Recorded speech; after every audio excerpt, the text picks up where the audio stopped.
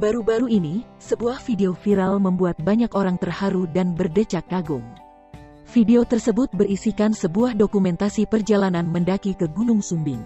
Video itu menjadi viral lantaran tampak seorang perempuan berjalan dengan dua alat bantu jalan atau yang kerap disebut kruk.